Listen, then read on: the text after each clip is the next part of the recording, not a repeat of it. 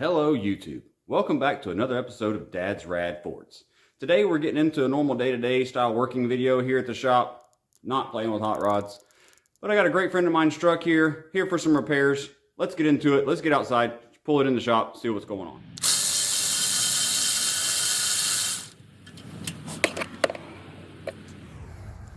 You guys seeing this?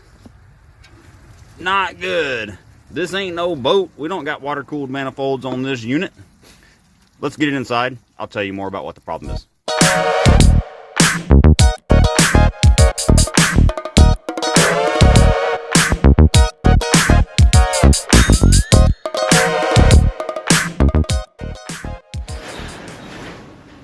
Yep, it's a Chevrolet.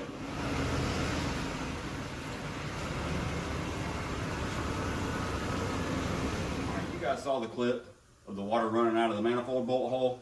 I'm going to pull the head off. We'll talk about exactly what happened to this thing. Alright guys, got the cylinder head off of this thing. You've seen the water pouring out. Let's talk a little bit about what happened. So this is the reman engine that I put in this truck a few months ago. And it's actually a popular problem. I've actually done it myself. That's why I was very familiar with it. So these LS cylinder heads are very bad to break this exhaust manifold bolt and this exhaust manifold bolt. It's just because the two end ones, they flex and they snap the heads off of the bolt.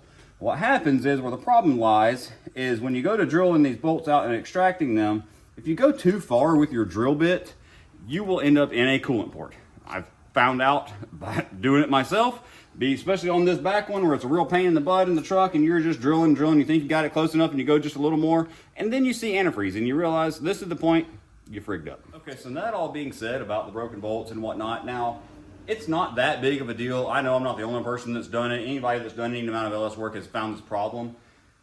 You can put some thread sealer on the bolt, send it back in there, fill it with antifreeze, and it'll be just fine and most likely will live for the longevity of the truck. But like I said, this is a reman engine, so it's almost a brand new engine. I felt the right thing to do was contact this company and just see what they would do. Well, lo and behold, they sent us a cylinder head, which I feel is the correct way to fix this issue since this customer paid good money for a reman engine for his truck. So let's move along, open the cylinder head out of the box, make sure it's the right thing, make sure it all looks good, and we're gonna start reassembling this engine. Set of head bolts, obviously a necessity. This one takes the long and the shorts. If anybody's familiar with LS stuff, there's a couple different styles. There's the tins for the head. Let's see. Good packaging, that's always nice. Let's see.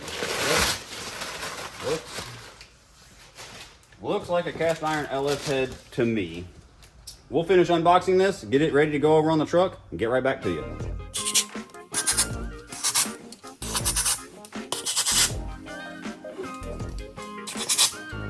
Alright guys, getting ready to set the new cylinder head back on this thing. Just wanted to stop and make a note really quick as I've screwed this up myself. Pretty well all LS head gaskets that I've ever seen are always marked front. Not back, but front. So just make sure that's in the front, because I have put both heads on, be torquing the one side after you've done the other side and be like, oh man, did I? And then you pull it off and you realize that you did put it on right, but your head just couldn't get it together.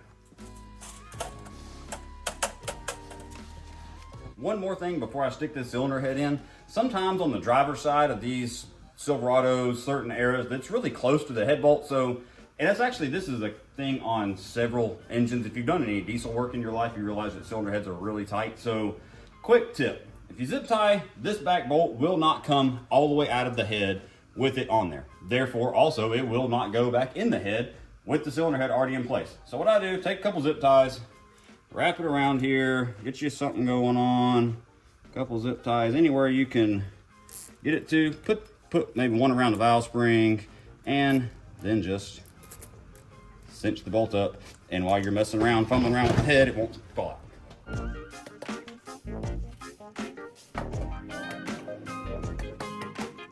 Cut your zip tie and your bolt will fall in place. Ta-da!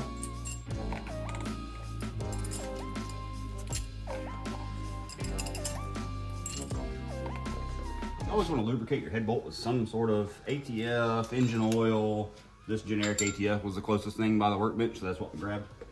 I don't think it's terribly detrimental what sort of lubricant you use, but even though these LS head bolts do have a little bit of a sealer / Loctite on them, I still like to put a little bit on them just so it's not falling up the threads. Now this is cast iron on cast iron. The aluminum block stuff is a little more important, lubricating bolts, but it's just some kind of generic oil film on your bolt just so it's not galling up the threads.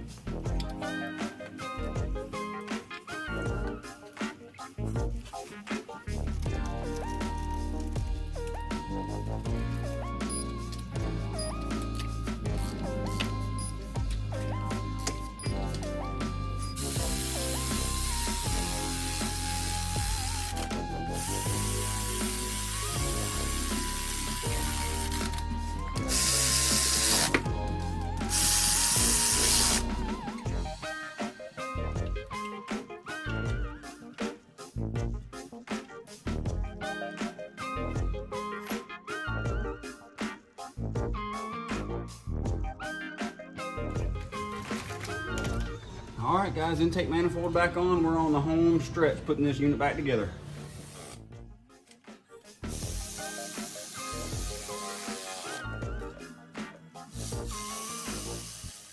All right, guys, this one's back together, wrapped up, all good to go. We've already cranked it, warmed it up. Sorry I didn't film some of that, just kind of got in the busy working mode. This is the working life of the shop.